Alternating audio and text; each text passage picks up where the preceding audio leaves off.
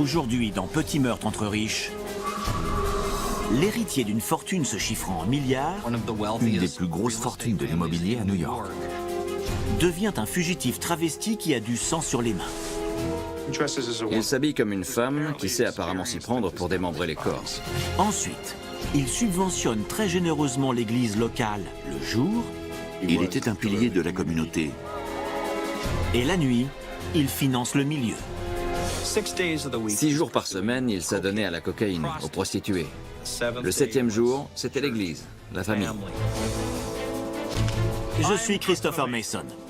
Dans Petit meurtre entre riches, les fortunes cachent une multitude de péchés, jusqu'à ce qu'un crime ne lève le voile sur un monde de double vie. Descends de là.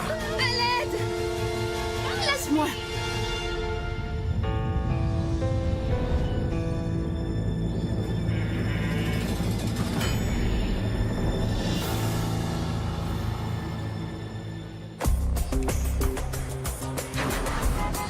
À New York, si on contrôle l'immobilier, on contrôle tout. La politique, les affaires et les vues sur Central Park. Exactement comme Seymour Durst. Seymour Durst, ce n'était pas n'importe qui. Il était considéré comme l'un des 5 plus grands pontes de l'immobilier à New York. La famille Durst est reine de l'immobilier à New York. Manhattan est son royaume, avec des propriétés valant des milliards en argent actuel. Dans les années 1970, l'empereur du royaume, Seymour Durst, prépare son fils aîné, Bobby, à prendre sa succession. Mais l'héritier est réticent. Je veux que tu redéveloppes nos propriétés de la zone ouest. Il a essayé de s'éloigner de la famille Durst dans les années 70. Si c'est trop te demander, je peux m'adresser à Douglas. Mais son père l'a persuadé de revenir à New York. Cependant, le monde des affaires ne convient pas à Bobby. Il est plutôt du genre artiste.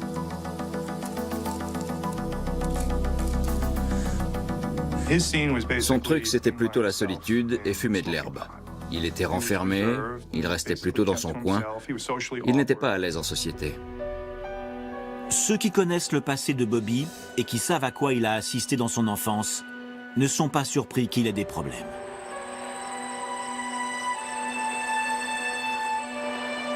Les journaux locaux ont assimilé le décès de Berenice Durst à un accident.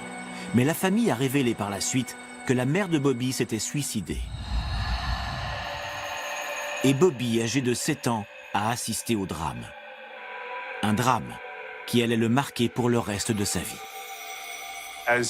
En grandissant, et avec l'âge, ses problèmes remontant à l'enfance se sont manifestés. Et manifestés par un sentiment de vengeance. Mais un jour de 1970, une nouvelle femme entre dans la vie de Bobby. Une jeune fille innocente nommée Kathleen McCormack. Contrairement à Berenice Durst, Kathleen n'est pas issue d'une riche famille juive. Elle vient d'une famille ouvrière et catholique, mais comme la mère de Bobby, elle est superbe et il l'adore. Il était épris d'elle, elle était éprise de lui. C'était une vraie histoire d'amour. Gilbert Najami, l'ami de Kathleen, se souvient du coup de foudre qui a rapidement conduit au mariage. Elle attendait chez elle que Robert l'appelle quand il était à New York, et quand le téléphone sonnait, son visage s'illuminait. Ils étaient amoureux. Durant un temps, Bobby et Kathleen vivent un mariage heureux. Ne fais pas ça. Mais il ne faut pas longtemps avant que ce bonheur ne se lézarde. Le mariage était bien parti, puis après 2 ou 3 ans, leur relation a commencé à se dégrader. Et elle a découvert un Bobby différent. Si c'est comme ça, Le mariage des tourtereaux vire à l'aigre lorsque Kathleen fait une affreuse découverte. Bobby a un penchant pour la violence. Ils se disputaient. Les disputes tournaient à l'altercation physique, qui débouchait sur des coups. Des amis voyaient qu'elle avait des bleus sur le corps. tous ses amis savaient qu'elle souffrait de violences domestiques, que Bobby la battait, qu'il la menaçait. Car on était réveillés par le téléphone au milieu de la nuit. Il faut aller voir la police. À quoi bon?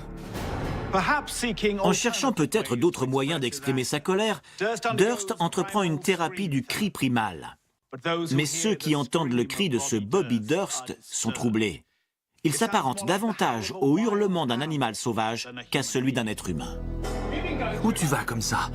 Kathleen menace Bobby de divorce et dit qu'elle veut un arrangement, mais Bobby lui répond qu'elle n'aura pas un sou. Laisse-moi! Elle ne demandait pas beaucoup. Ce n'était pas comme si elle voulait des millions. Kathleen tient le coup jusqu'en janvier 1982. Cathy m'a appelé et m'a dit « Gilberte, il faut que je m'en aille. Il me rend folle. »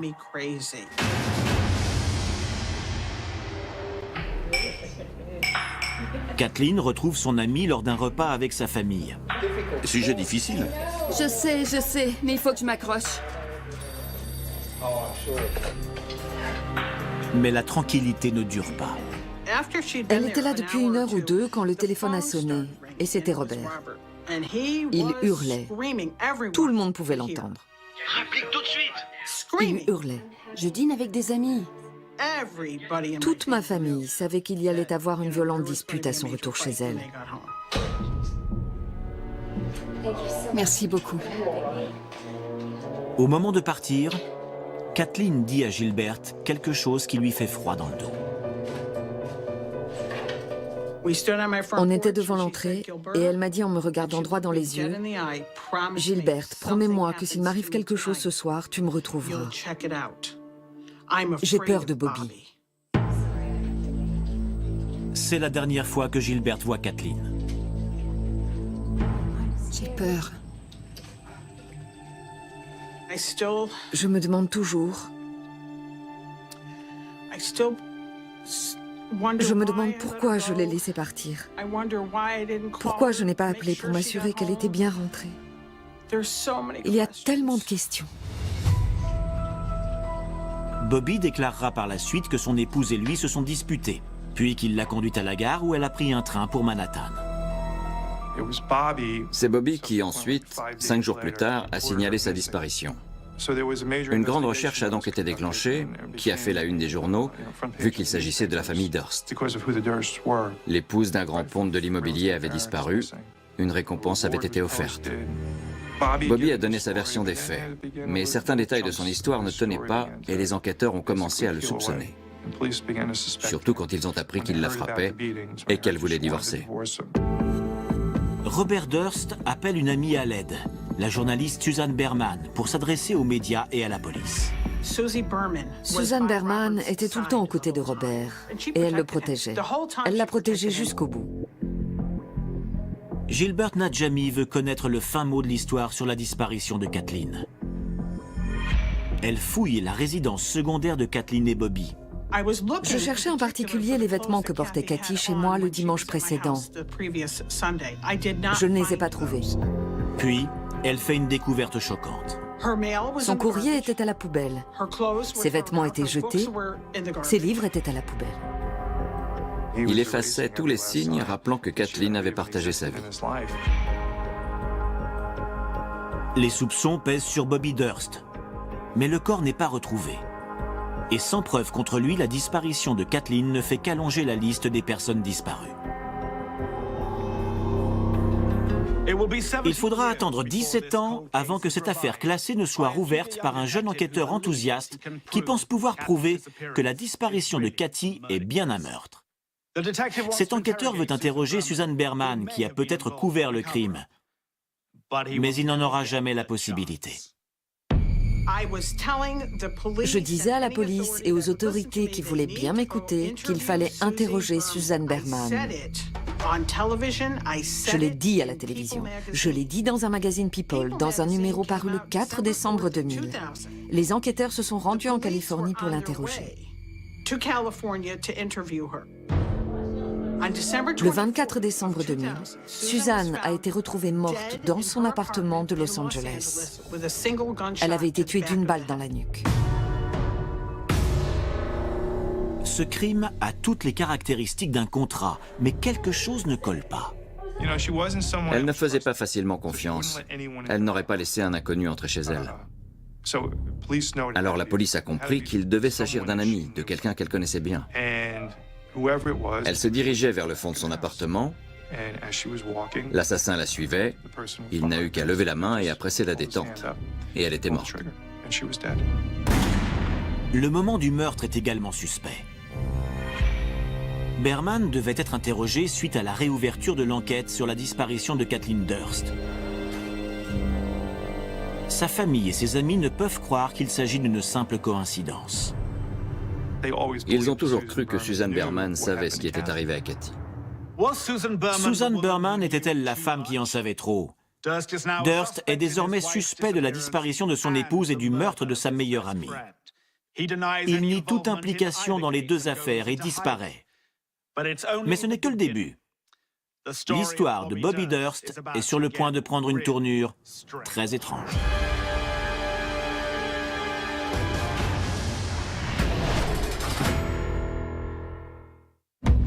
Robert Bobby Durst est l'héritier en vue d'une fortune de l'immobilier pesant des milliards de dollars.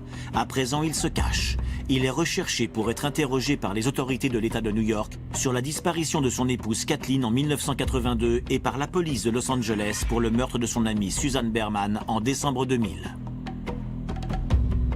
Une fois l'info diffusée disant qu'il était à nouveau suspecté dans la disparition de sa femme 18 ans plus tôt, il s'est enfui à Galveston, au Texas. Personne n'a beaucoup vu Durst depuis le meurtre de son amie Susan Berman. Et peut-être que si un proche avait croisé son chemin, il ne l'aurait pas reconnu. Car Bobby s'est drôlement relooké. Lorsque l'on essaie d'éviter des yeux indiscrets, un bon déguisement s'impose. Certains choisissent la moustache et les lunettes noires classiques, d'autres dissimulent leurs traits sous un chapeau à large bord.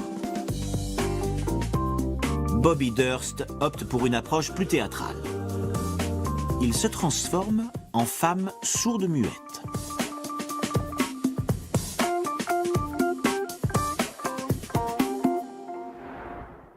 Durst admettra par la suite qu'il n'était pas très doué pour passer pour une femme.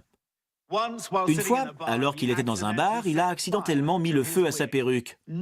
Ça ne fait pas très distingué pour une dame.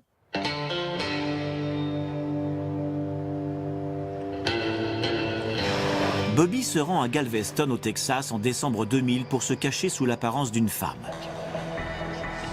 Mais un corps sans tête est sur le point de jouer un premier rôle dans la plus grande affaire jamais vue à Galveston. J'étais chez moi, j'ai reçu un appel de la police de Galveston me disant qu'on avait trouvé un torse flottant dans la baie. J'ai demandé confirmation pour être sûr que j'avais bien entendu, et je me suis rendu sur place. Il y avait dans la baie un tronc sans tête, ni bras, ni jambes, et on a trouvé d'autres sacs qui flottaient et contenaient des parties de corps humain.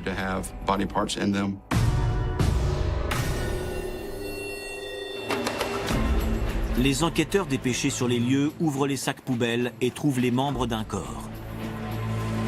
Mais il manque une pièce essentielle à ce puzzle humain, la tête. On avait tout, sauf la tête.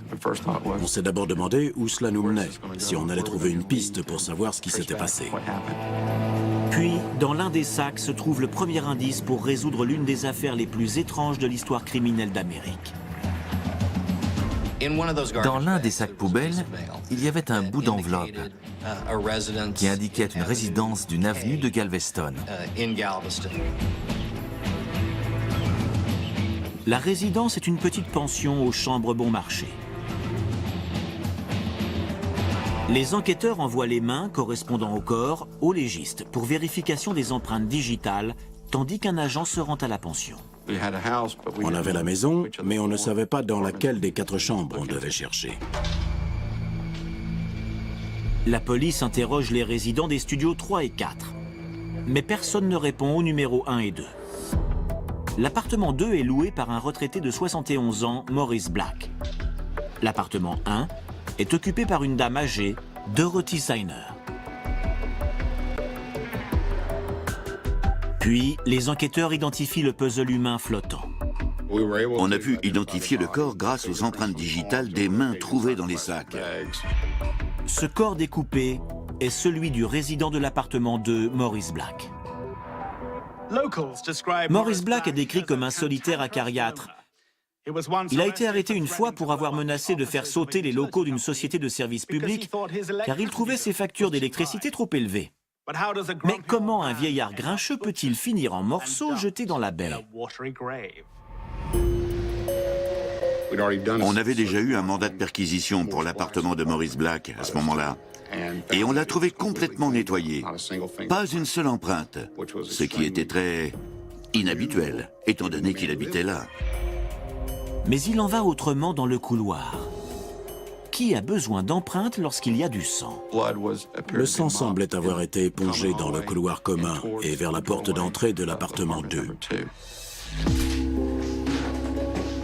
Sans le moindre signe de Dorothy Signer, la police craint qu'elle ne soit aussi une victime et fouille donc son appartement. Et le mystère sanglant s'épaissit. Dans l'autre appartement, on a trouvé des entailles dans le lino de la cuisine. On a trouvé des éclaboussures de sang sur le mur.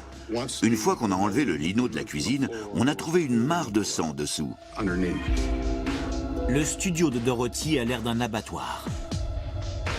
Mais les analyses démontrent que tout ce sang est celui de Maurice Black. Alors, où est donc la vieille dame paisible? On a trouvé ça dans la poubelle. On a trouvé un reçu d'un opticien local pour des lunettes de vue au nom d'un certain Robert Durst. On s'est demandé qui était Robert Durst. Durst doit venir chercher ses lunettes dans les jours qui suivent. Alors la police monte une souricière et l'interpelle comme suspect de meurtre. Dans la voiture de Durst, les enquêteurs trouvent de multiples preuves le liant à la mort et au démembrement de Maurice Black. Et ils font une autre découverte. En fait, Dorothy Signer n'est autre que Robert Durst. Il n'était pas un maître dans l'art du déguisement. Ça se limitait presque à une perruque. Le 9 octobre 2001, Durst est inculpé de meurtre et placé en détention. Sa caution est fixée à 300 000 $. 99 fois sur 100, 300 000 $ s'avère une somme plus que suffisante pour s'assurer qu'un individu inculpé d'un crime aussi grave qu'un meurtre reste en détention. Mais ce que personne n'avait prévu, c'est que ce gars-là pouvait sortir cette somme aussi facilement que vous et moi 10 $. Durst passe le coup de téléphone que lui autorise la loi, paye la caution le lendemain, puis il prend la fuite. Bobby Durst est surnommé le premier fugitif milliardaire d'Amérique. Mais sa fortune n'est pas son seul côté unique. Pendant qu'il était en cavale, on a eu toutes sortes de témoignages de gens prétendant l'avoir vu déguisé en femme dans un bar gay, ou l'avoir vu déguisé en femme ici ou là. Toutefois, sa cavale ne dure pas longtemps. Donnez-moi une pièce d'identité. 6 semaines plus tard, il est arrêté en Pennsylvanie pour vol à l'étalage. Robert a volé un pansement. Et en sortant du magasin, un sandwich crudité poulet. Lorsque ce voleur grotesque tend la main vers la boîte à gants, une alarme se déclenche dans la tête de l'agent. Il fouille le véhicule et se félicite d'avoir suivi son instinct. Pas la peine de prendre des risques. La police découvre 2 revolvers chargés, ainsi que la pièce d'identité de Maurice Black, près de 40 000 $ en espèces et un sac de marijuana. Pourquoi tout ce cirque, monsieur l'agent? Le milliardaire avait 40 000 $ dans la voiture. Il en avait 500 dans la poche. Et il s'est fait prendre en volant un sparadrap. Et je me suis dit, quelle fin appropriée à sa cavale.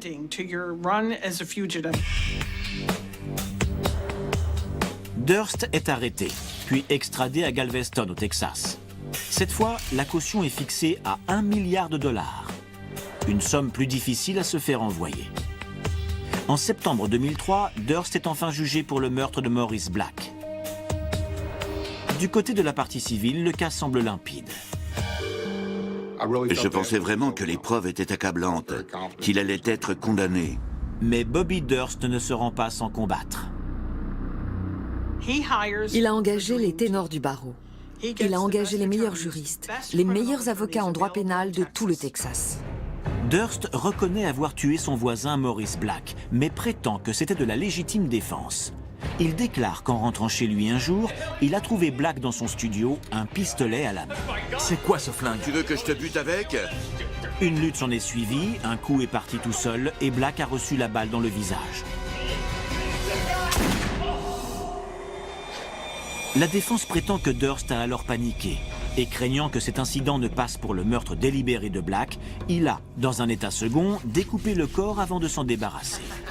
Mais se basant sur le rapport de l'autopsie de Maurice Black, l'accusation affirme que le démembrement n'est pas l'œuvre d'un individu en proie à la panique. Les coupes des bras, des jambes et du cou étaient très propres. Elles avaient presque l'air d'un travail de professionnel. Pas le moindre coup, c'était chirurgical. Il a calmement et méthodiquement découpé Maurice avant de l'emballer comme un quartier de viande. L'accusation argumente que Durst avait prévu de tuer Black car il voulait usurper son identité pour s'enfuir. Il avait planifié son départ. Il avait retiré de grosses sommes d'argent pour voyager. Il avait acheté la scie à archet au moins 7 jours avant le meurtre. Après 2 mois de procès et 5 jours de délibération, le jury rend un verdict qui choque tout le monde. Bobby Durst est non coupable. Je me souviens avoir regardé M. Durst quand le jury l'a déclaré non coupable. Il a fermé les yeux un instant et il est resté bouche bée quelques secondes. Quand les jurés s'expriment devant les médias à la suite du procès, ils révèlent la faiblesse capitale du dossier de l'accusation. Il est impossible de prouver qu'il ne s'agissait pas de légitime défense. Comme il est seulement inculpé de meurtre, le jury n'a d'autre choix que de le déclarer non coupable. Au final, Bobby Durst fait quelques années de prison pour détention d'armes et défaut de comparution. Pour le démembrement de Maurice Black, il est reconnu coupable d'altération de preuves. À sa sortie de prison, Bob a suivi un cours de cuisine dans une école culinaire de Houston dirigée par la mère d'une de mes amies. Le thème du cours ? L'art de la découpe. Voici la sinistre plaisanterie qui courait alors. Il sait déjà découper, il doit maintenant apprendre à tailler des filets. Après sa période de mise à l'épreuve, Durst revient à New York reprendre sa vie. La disparition de son ancienne femme Kathleen reste non élucidée. Sa meilleure amie, Gilbert Najami, n'abandonnera jamais sa quête de la vérité. Quand Cathy m'a fait promettre de la retrouver, je ne savais pas du tout dans quoi je m'engageais. Je fais de mon mieux pour tenir ma promesse. Tout de suite, dans Petit meurtre entre riches, parfois la robe immaculée d'un saint C'était un pilier de la communauté. cache les péchés sanglants d'un homme. Il voulait du plaisir, il voulait de la cocaïne, il voulait des prostituées.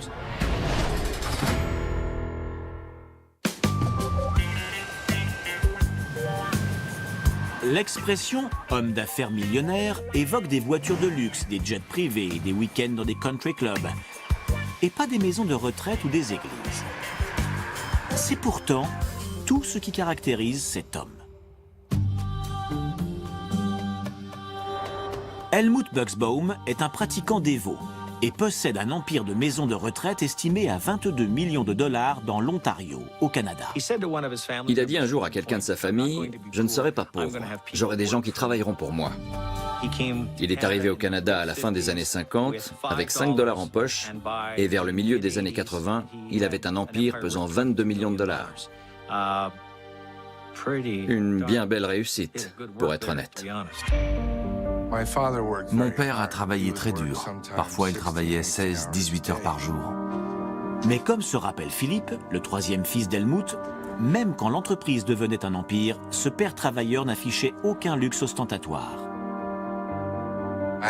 J'ai su qu'on était riche seulement vers mes 15 ans. Je ne m'en doutais pas, car on vivait normalement. Et s'occuper des personnes âgées n'est pas une activité glamour. Ce n'est pas sexy, les maisons de retraite. Ce n'est pas comme forer des puits de pétrole et s'enrichir aussitôt qu'ils produisent. Ce n'est pas comme chercher de l'or, comme l'a fait un de mes grands-oncles, et trouver son Eldorado. Et c'est probablement très bien comme ça, car Helmut vient d'un milieu religieux très strict où le terme « sexy » est un gros mot. En fait, religion est le deuxième prénom d'Helmut. Littéralement, c'est True God, qui signifie « Dieu est fidèle ». Helmut Buxbaum était quelqu'un qui avait des inscriptions religieuses sur ses cartes de visite. sur le portail de sa maison. Son nom était gravé sur une plaque à l'église comme bienfaiteur de la paroisse. Chaque année, Helmut donne entre 200 000 et 400 000 dollars à l'église du village de Komoka, où il habite avec son épouse Anna et leurs 6 enfants. C'était un pilier de la communauté. Il était très aimable, très dévoué à sa famille. L'épouse d'Helmut, Anna Buxbaum, est un parangon d'esprit chrétien. Je dirais que dans la communauté, elle avait l'image d'une sainte. Il semblait être une famille modèle. Tout cela semble un peu trop parfait, voyez-vous. D'après mon expérience, plus la porte du placard est propre, plus le cadavre à l'intérieur est sordide. Helmut Dieu et fidèle Buxbaum aurait-il une face sombre? Helmut, ça va bien? Oui, ça va. Il pensait que s'il travaillait dur, croyait en Dieu, faisait du bien, se consacrait à sa famille et était un pilier de sa paroisse, alors il pouvait se laisser tenter de temps en temps. Et finalement, de temps en temps, est devenu encore et encore et encore. Certains se laissent tenter par du chocolat, mais Helmut a une autre sorte de plaisir coupable.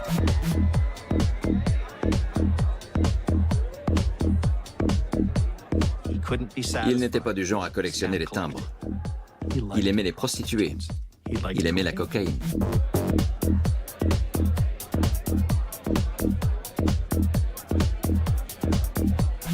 Tout commence avec de la pornographie. Mais lors de sa première visite dans une maison close, Helmut découvre ce que des femmes sont réellement prêtes à faire avec un homme fortuné. Surtout ne fais jamais d'enfant, ça détruirait ton corps de rêve. Et il aime ça. Beaucoup.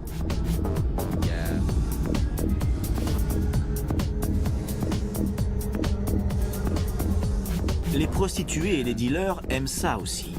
Le flot d'argent de leurs nouveaux clients semble ne jamais se tarir. Il dépensait de l'argent pour de la coke, de l'argent pour les femmes. Ta dope. Ils adoraient ça. Ils tenaient un multimillionnaire dans leurs griffes. Mais Helmut ne fréquente pas des lupanards huppés. Il préfère les boîtes de striptease miteuses des bas-fonds de London, dans l'Ontario. C'est un homme qui aurait pu louer un jet privé pour aller à Las Vegas, prendre une suite dans le meilleur hôtel, sniffer de la cocaïne dans des plats en cristal et se payer les plus belles prostituées du monde. Cela ne lui aurait rien coûté comparé à tout ce qu'il gagnait. Et il ne l'a pas fait.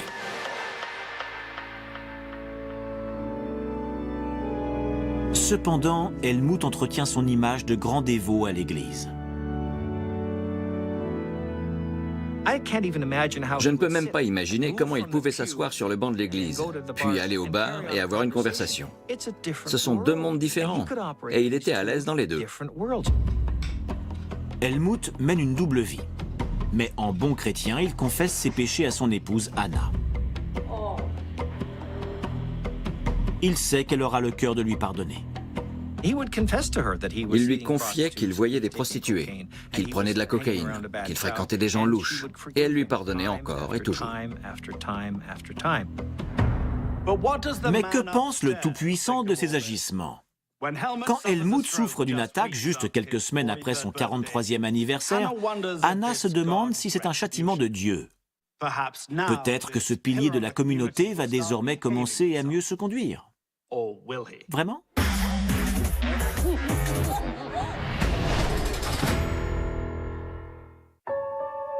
Helmut Buxbaum était un jeune homme pauvre et croyant qui est allé chercher fortune au Canada et qui l'a trouvé. Il possède un empire de 22 millions de dollars dans les maisons de retraite. Il est aussi un pilier de sa paroisse à Komoka, dans l'Ontario. Mais cette apparence de saint masque des démons intérieurs. Il voulait du plaisir, il voulait de la cocaïne, il voulait des prostituées. Il a souffert d'une attaque et après un long séjour à l'hôpital, il a de la chance d'être toujours en vie. Comme un éclair envoyé par les cieux, il s'agissait sûrement d'une sonnette d'alarme pour qu'il s'achète une conduite. Ou alors, était-ce un signe pour qu'il prenne son pied tant qu'il le pouvait? Helmut a préféré la deuxième option.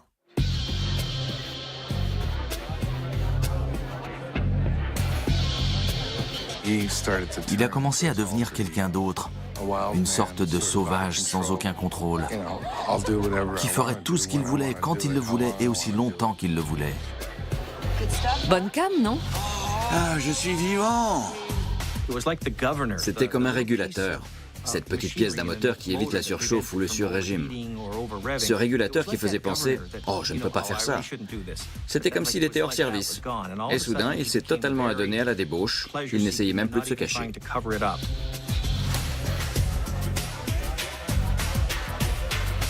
Helmut dépense plus que jamais en prostituées et en drogue. Et les individus louches auxquels il a affaire sont trop contents de fourguer leurs marchandises illicites.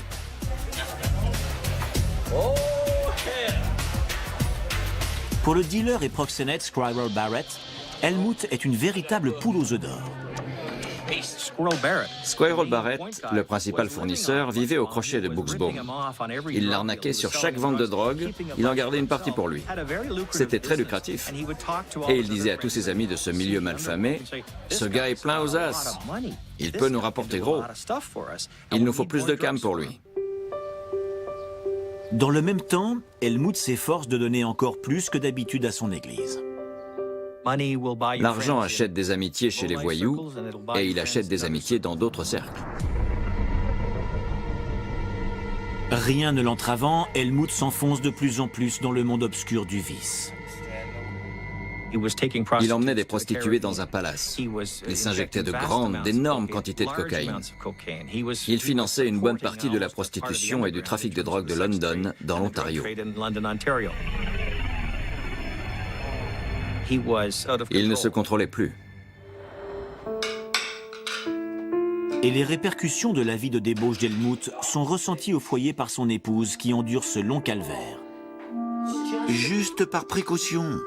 Non, Helmut. Pas encore. Il attrapait des maladies vénériennes, les transmettait à sa femme, puis il lui disait qu'il valait mieux qu'elle aussi prenne tel cachet. Ça n'arrive pas aux gens bien. En l'espace d'un an, $1 million a été prélevé sur les comptes des compagnies et s'est évaporé. Il n'y a pas que toi. Il y a moi, il y a les enfants. Anna a découvert ça et elle avait peur. Elle a dit, Helmut, c'est l'avenir de notre famille, de nos enfants que tu menaces. Tu ne peux pas gaspiller tout ça. Anna craint peut-être Dieu, mais elle ne craint pas les voyous. Elle va trouver le fournisseur d'Helmut.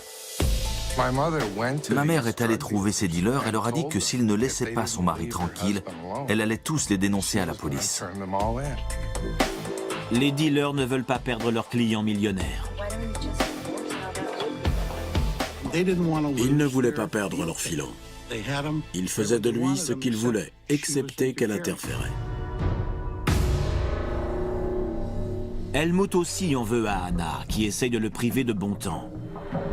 Son épouse casse-pied le fatiguait. Mais le divorce n'est pas envisageable. Il était un self-made man. Alors céder la moitié de ce qu'il avait acquis, perdre sa femme et sans doute l'affection de ses enfants, c'était inconcevable. Il ne ferait pas ça. Tout ne va pas pour le mieux sous le toit des Buxbaum. Mais en juillet 1984, Roy, le neveu d'Helmut qui vivait en Colombie-Britannique, vient leur rendre visite. Le couple déchiré fait bonne figure et part à l'aéroport de Toronto le chercher. Le jeune Roy va regretter d'être venu.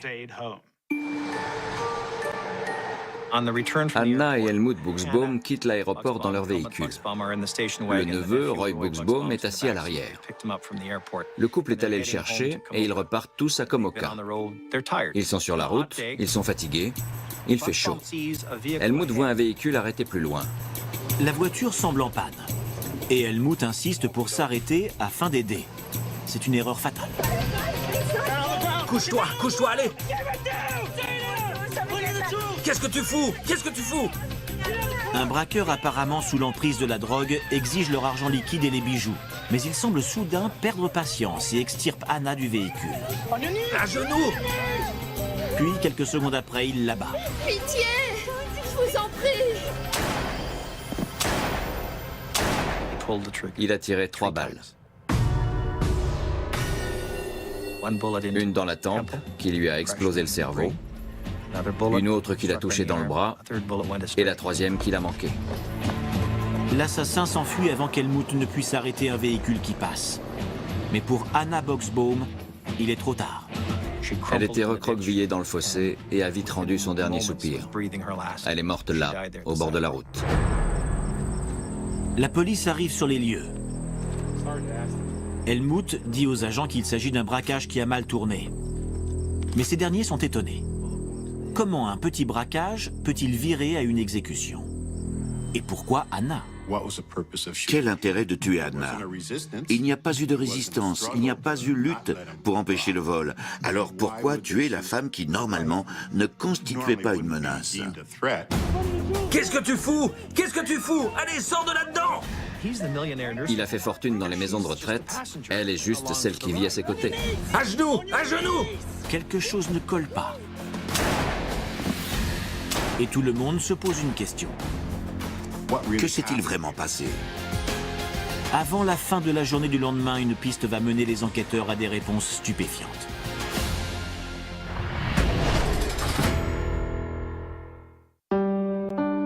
Le dévot et mania millionnaire des maisons de retraite, Helmut Buxbaum, mène une double vie.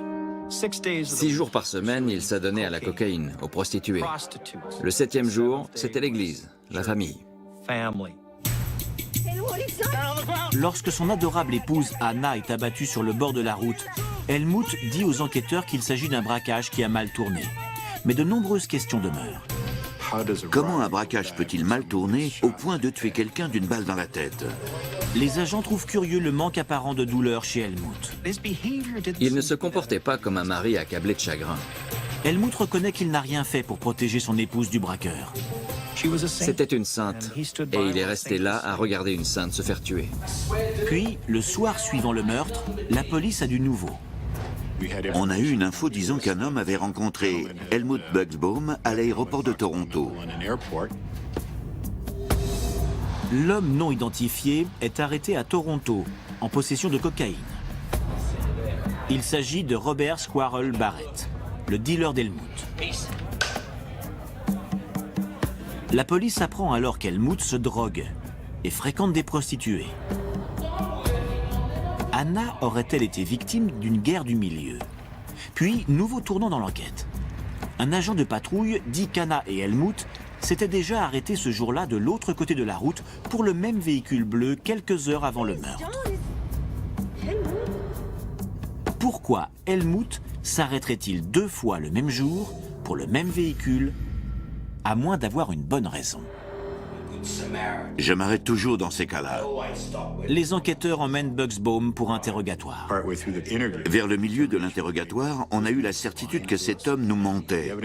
Et avec toutes les preuves qu'on avait rassemblées jusque-là, on avait de bonnes raisons de penser qu'il était en fait impliqué dans le meurtre de sa femme. Alors il a été arrêté, inculpé d'homicide volontaire et mis en cellule le jour même. Ce même jour, le dealer d'Helmut, Squirrel Barrett, est lui aussi interrogé. Et cette fois, il chante comme un pinson. Il admet qu'Helmut le tarabuste depuis des mois pour qu'il s'occupe de sa femme devenue gênante. Comme Anna lui met la pression et qu'elle interfère de plus en plus dans sa vie de débauche, il réalise que le bon temps risque de prendre fin. « Eh les gars, ma femme fait des problèmes et le filon va se tarir si vous ne m'aidez pas à me débarrasser d'elle. » Environ 2 semaines plus tard, la police appréhende le tueur que Squirrel a engagé pour le contrat et commence à obtenir les réponses qu'elle cherche sur ce qui s'est vraiment produit ce jour-là. Le tueur devait attendre sur le bas-côté de la nationale menant à Toronto. Helmut Buxbaum devait s'arrêter derrière son véhicule, qui était censé être en panne. Ceci, explique le tueur, concerne la tentative du matin qui a avorté avec l'arrivée de l'agent de patrouille. Puis, Buxbaum a appelé Squirrel depuis l'aéroport de Toronto pour organiser une autre tentative. Il a de la glace qui coule dans les veines. Pas une, mais 2 fois dans la même journée, il livre son épouse aux mains du tueur. Viens! La 2e fois, personne ne vient au secours d'Anna, pas même son propre mari. À genoux!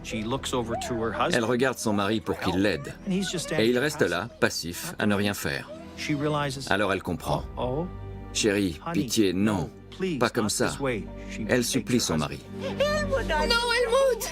Pas comme ça! Anna Buxbaum se rend compte avec effroi que son propre époux a planifié son exécution.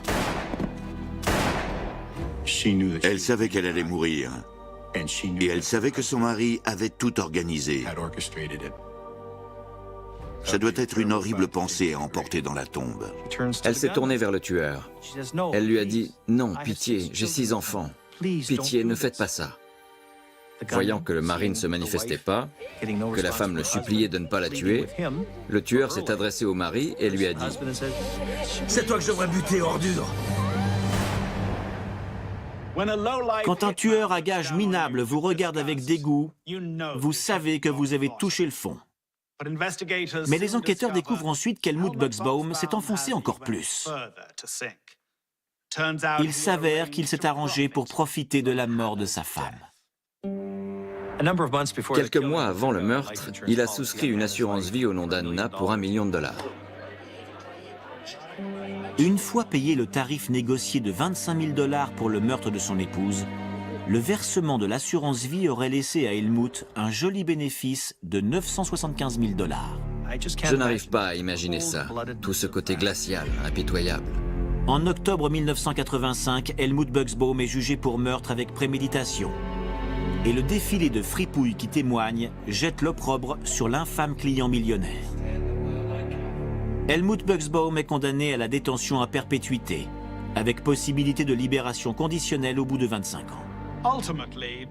Finalement, 2 ans avant de pouvoir formuler sa première demande de liberté conditionnelle, Helmut meurt en prison d'un infarctus. On peut imaginer qu'au moment de rendre l'âme, une question a dû lui traverser l'esprit. Partait-il au paradis ou en enfer?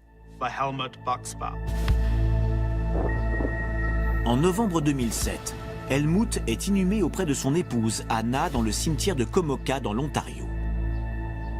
Sur leur pierre tombale est gravé un passage du livre des Révélations. Leurs œuvres les suivent. Pour certains, les péchés mortels que sont la luxure et le meurtre ne mènent qu'à la damnation. Mais le fils d'Helmut, Philippe Buxbaum, croit que sa sainte mère Anna a toujours le cœur à pardonner. Il repose avec ma mère maintenant. C'est ce qu'elle aurait voulu. Elle aurait voulu que son Helmut lui revienne. De toutes ses forces. Helmut Buxbaum et Robert Durst, 2 multimillionnaires au succès sans limite. Et tous deux se sont fourvoyés dans des impasses au gré de sombres méfaits et de désirs inavouables.